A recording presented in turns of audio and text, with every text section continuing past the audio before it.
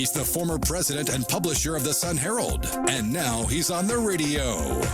Welcome to Coast Vue with Ricky Mathews on SuperTalk Mississippi Gulf Coast 103.1. I hope you're having a great day. Welcome to Coast Vue, the show that celebrates the men and women who are making coastal Mississippi a better place to live, work, and play. We've got a great show today. In the first half, we've got Todd Trenchard, who's the executive director for the Bacot McCarty Foundation.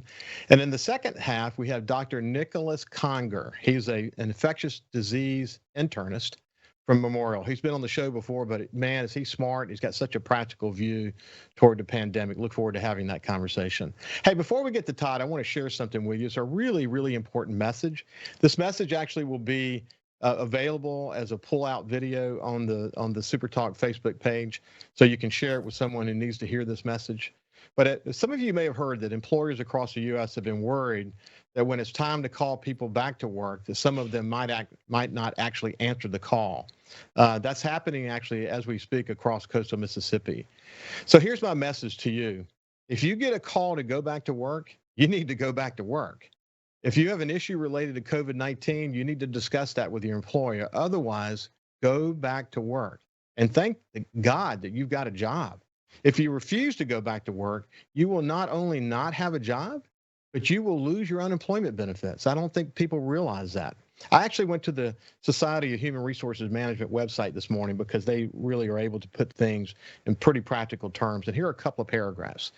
Through the end of July 2020, unemployment recipients will receive an additional $600 per week on top of their regular unemployment insurance entitlement through provisions under the CARES Act. In many cases, this will provide more money than the employee normally made when working. And these employees may feel less inclined to return to work before August and therefore refuse the recall. In other words, refuse to go back to work when you get the call to go back to work. Employers may wish to advise these employees that the offer of work has been reported to the state and unemployment benefits will stop as of the intended start date. Any dishonest statements made by the employee to the unemployment agency would be considered fraud and may be subject to penalties. And here's another paragraph.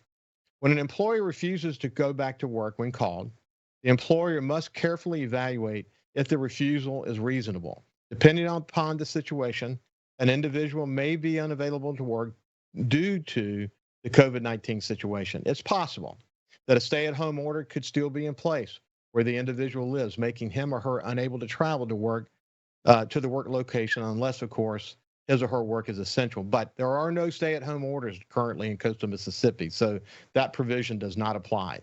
The individual may be caring for a child whose school or caregiving place is closed or still caring for someone diagnosed with COVID-19.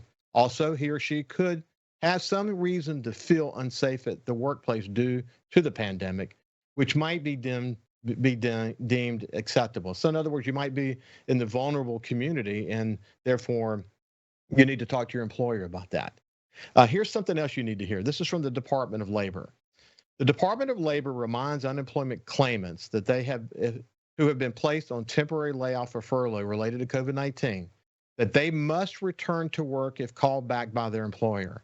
Refusal to return to work when being offered the normal rate of pay and number of hours per week may result in the termination of unemployment benefits and the need to repay certain benefits. And I might add, you'll lose your job. Unemployment in coastal Mississippi is over 20% right now. If you have a job and you're have this opportunity to go back to work, go back to work, because you'll not only lose your job, but you'll lose your unemployment benefits. And listen to this, employee. This is what the message is to employers. If you have an employer that if you are an employer that has offered regular work at the same number of hours and rate of pay that they were working prior to COVID-19 to an employee that was temporarily laid off or furloughed, and the employee has refused to return to work, you must report this activity to the Department of Labor. So the bottom line is, if you thought you could ride this out to the end of July, you cannot. So if you have a job and you have an opportunity to go back to work, go back to work. Most employers are taking a very hard line toward this. This is from the Scarlet Pearls employee page. Good afternoon. Several of you have been called to work to return to work and have failed to return the call to your supervisor, manager, director, or VP. Please understand, failure to do so will result in termination paperwork automatically filed. We open on Thursday. Again, if we do not hear back from you, we will process termination paperwork. So my advice to you is this. If you thought you could ride it out to the end of July, making a little bit more than you were making before, not only is that not possible now, but you will lose your job. So just, if you've got a job, go back to work. Please go. We need you. Coast of Mississippi needs to get open back up again. So go back to work. Now I want to turn to my friend Todd. Todd, I'm sure as you've moved around the community, you've also seen where there have been employers concerned about this, and maybe employees that you've seen that have said, you know what, I think I'm going to ride this thing out to the end of July. What are you seeing, and what's your advice? Well, obviously, Ricky, getting to work or getting back to work is a privilege of the few. And I think that when you don't work, you're not actualizing your potential, and you're going to start seeing a lot of mental health issues. You're going to start seeing a lot of people that are, maybe doing something they're not supposed to. We're seeing that a lot in the I guess the alcohol and drug world, where, we're seeing some real issues from this pandemic. But I just couldn't imagine that if you had a job, you would rather just get a paycheck and sit at home. I don't have that in my DNA, and most of the people that I run around with, like yourself, we just don't have that. I mean, you get excited every day to get up and do something. But here's the thing. I think some people may be a little confused, and this is just an opportunity to remind them that the way the law is written is, you're getting your state unemployment, then you're getting $600 a week on top of that. You actually may be making more than you were making before, and they think they can ride it out, but they can't. The moment you are called back to work, that start date becomes the end of your unemployment benefits. And people, I think for the most part, most people get that, but some don't. And people may know someone who is thinking they're going to ride this out. They should go to the Facebook page and grab this video and share it with them, because it's an important moment. And we need everybody. About Scarlet Pearl, I'm going to call my friends at IP and tell them to post that up there, because again, here we are. We're opening up gaming tomorrow, and those people do need to come back to work. It's what makes us so unique and such a special place. And so, again, this was to help those that were thrown into, something for no fault of their own. We're now starting to come out the other side, and we need to get this economy back up and running. So the Bacot McCarty Foundation not only is a nonprofit that distributes funds to various, community organizations, but they are also really focused on relationships and building relationships in the community and putting people together and creating synergies as a result of that. In your efforts to sort of understand community need, how concerned are you today that there are going to be unbelievable needs going forward across coastal Mississippi? Well, we just got off a conference call this morning. Roger Wilder and I started talking just days after this all started. Roger Wilder, incidentally, Roger Wilder is with the Gulf Coast Community Foundation. Go ahead. And we had both been through Katrina. I think I gave you a call, and we started thinking about how we could start duplicating some of the efforts we did after Katrina. And so we started bringing the funders together, the bigger corporations, Chevron, Mississippi Power, Ingalls. Then we started looking at the funders like United Way, ourselves, Catholic Social Services, how everybody could start playing a role. And now we're starting to add some of the church groups and getting some information from them. And what we're seeing is we're certainly not out of the woods. You've got next week where a lot of people with this eviction all of a sudden notice that's going into effect on June 1st. You're going to see a lot of people that maybe are going to be faced with that. We're seeing daycares that aren't opening that normally are open for the summer, or summer day camps for kids. So we do have some issues that we're seeing, and we need to be reactionary and start addressing those now because they're going to be on us here in the next couple weeks. So you have to start thinking that way. You got to start thinking by the time you react, it's another 2 weeks. Where are you going to be then? And we're a much closer community today than we were, pre-Katrina. We know each other. This whole thing of communication through these mediums, Zoom, getting together on conference calls was probably not available back then. And I think we're much better suited to address these issues. Again, there are some real challenges because after Katrina, we were the place that the rest of the country was coming to rescue. Now, the rest of the country's in the same boat we are. Rest of the world's in the same boat. Hey, right. Todd, So we don't have let's do this. Yeah. I want to actually pick it up from there because, because we've had to face disasters in the past, we've repeatedly talked about on the show that resiliency is in our DNA, and that plays out in a bunch of different ways. Certainly it's playing out in the nonprofit community today. I want to continue that part of the conversation. This is Todd Trenchard. He's the executive director of the Bacot McCarty Foundation, and we'll be back after this break. Follow SuperTalk Mississippi Gulf Coast 103.1 on Facebook, facebook.com/SuperTalk MS Coast 103.1. Talking to the people that help make the coast such a unique place to live. This is Coast View with Ricky Mathews on SuperTalk Mississippi Gulf Coast 103.1.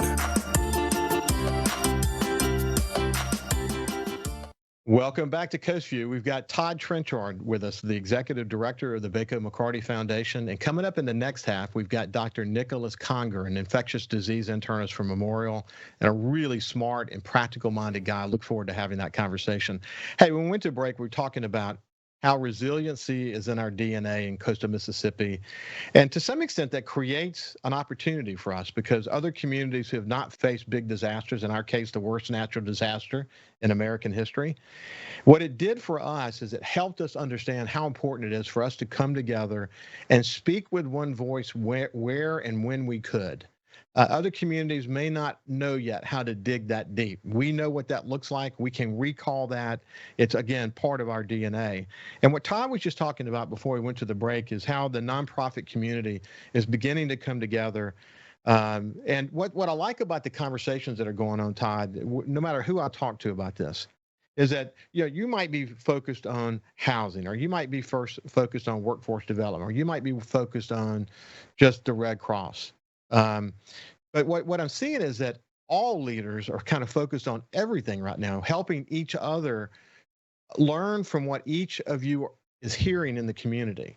And then you can find the appropriate place for that response, if there is a response that's necessary, where that response should come from. That synergy is hugely important, isn't it? It is. And we were talking just this morning, pre-Katrina, we got a whole bunch of money and people would have to fill out a grant process. That would take some time. We'd have to vet it before we would hand out the money. Today, we know those agencies. We can actually do mini grants and give it directly to those agencies because they're on the front line, because we trust them. We've had a relationship with them because of what happened with Katrina.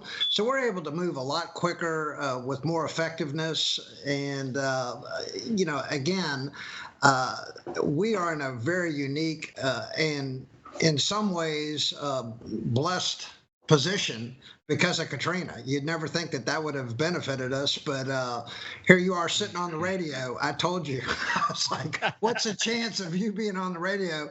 A month before this, you wouldn't have been on the radio, but you're the perfect person to bring all this together. There's a lot of people tuning into this because you're getting a lot of people to come on the show, and we're all learning from that. Our learning curve has been vastly increased by just some people that were involved with Katrina in the right places at the right time. Yeah, I agree that, no matter who I talk to, it might be CEOs, could be nonprofit leaders, could be people in the art community. They all have, they all talk about silver linings. Maybe it's that, we went through that experience And we know that there's a light at the end of the tunnel. We know we've seen ourselves in a position before we had to envision what would our future look like, and we were able to keep our eye on the ball to that future, and we were able to attain that goal. We came back. In this case, we're not dealing with destruction. We're dealing with economic destruction, but all the pieces are still in place to recover. And as we slowly begin to turn the volume back up on our economy, I mean, that's probably one of the most important things we need to do right now is get the economy back open safely, so we can limit the number of people that ultimately fall through the cracks and ultimately need the kind of services that nonprofit communities provide. Because what we don't need, going back to the beginning of the show, is that people thinking they can ride out, maybe making a little bit more money through unemployment, and then getting to the end of July and realizing they don't have a job, they don't have unemployment benefits, and they don't have a prospect to get a job because unemployment is still high. And then what happens is they fall into a scenario where someone in the nonprofit community is going to have to help them. We need to limit the number of cases that we have to deal with. That's really critical, isn't it? It is, and again, why create a problem when you don't have to?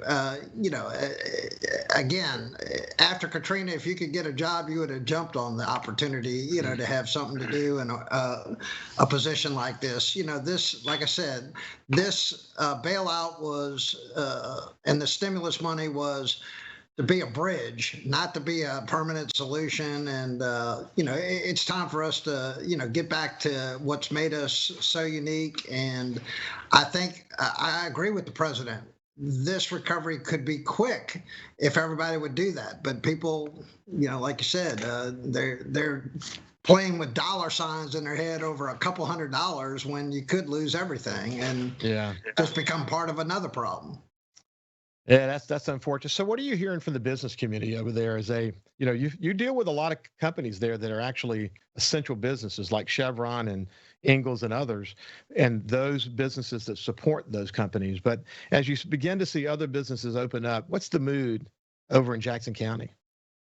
Well, I just got off a conference call with the two major employers over here, Chevron and Ingalls. Mississippi Power was on the same call, and it's amazing to see. The first thing they're thinking about is their community, and we're sitting there talking about daycares, how we need to get these daycares up and running, how we need to help people that may work for them, but others. And, it's just such a tight community. I think people are starting to venture out, but cautiously. I mean, the restaurants are not packed out like you would have thought when they opened up. Everybody's going to go run eat in a restaurant. People are still being sensible. I've been hearing that there's festivals that are being put on in certain cities, which I can't understand. I'm not sure that I'm going to be at them, but I think you have to take a cautious approach to this because, again, this is something we've never dealt with before. And like you said, you could have this and take it. It may not be that yourself that's going to get it, but you pass it on to someone else that's, a senior citizen that.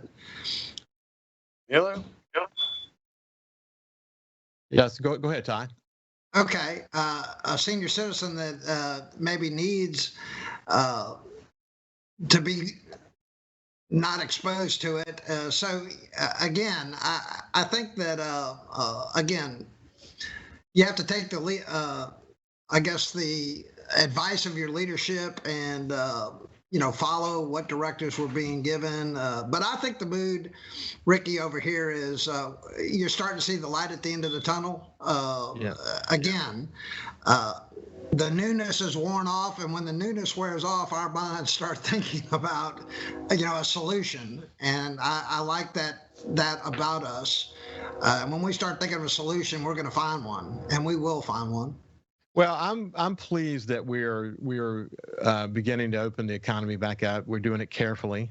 I think every business understands that they have to play a role in sending the message to the world that Mississippi is a safe place to visit, particularly coastal Mississippi. And, we've repeatedly said this on the show that tourism, after defense spending in the military, tourism is next. So having a viable tourism that's back healthy again is so important to the employees that we just talked about. It's important to those employers. It's important to the success of coastal Mississippi. So if we don't do that safely, I'll be talking in the next segment with Dr. Conger about this. But if we don't do that safely, and we have an outbreak, and we've got a problem, and we've got to really be aware of that. One of the things that Dave Dennis said that, we said a couple of times on the show, that he's on a regional, he's the chairman of a regional oyster board, and he said that you can have 1,000 sacks of oysters and only one bad sack, and suddenly all 1,000 sacks have a problem. And that actually is true for coastal Mississippi. If we just have one outbreak in the right place and it's in a public place, then we could have a problem. So we've got to be focused. I mean, we got to get our economy back open, but we have to do it safely. And I think we can do it. I mean, we've got an incredible resolve that I see in people across the coast to do this and do it right, because everyone wants to get back on and find what our new normals are going to be. You see that too, don't you? We do, and I do want to venture off this for 1 second, because I do have a very big passion for helping those with alcohol and drug addictions, and I want to speak out to that, because if you have a problem, and during this pandemic or anything else, we tend to isolate and start, getting inside our heads. AA meetings are starting to open back up, or you can get on Zoom and go to a meeting. These problems don't go away because you wish them away. You need to seek out help. And unfortunately, we've had some people that have made some bad decisions, and I've had to bury a couple people over the last month, and that's no fun. But the Home of Grace is now starting to accept new clients again, so it's getting back to some normalcy there. Please reach out if you have a problem and say something to somebody, and don't think that you can do it alone. I just got to get that in there, because I'm seeing a lot of problems with that. Well, Todd, we'll put a link to our first Coast Vue session with this video so that people can see your story. What an inspiring story it is. It comes from the heart. It comes from experience. It comes from scars that you have personally experienced to deliver that message. And it is ultimately an incredible message of hope, what you have gone through and where you've arrived in your life and the impact that you have today. The opportunity you have to actually deliver the message that you just delivered. You saved yourself, and others can save themselves, and I hope that they hear that message clearly. So we're at the end of our time together, Todd, but we'll get back together in a couple of weeks and check back in with you and see how things were going. Thank you for joining me.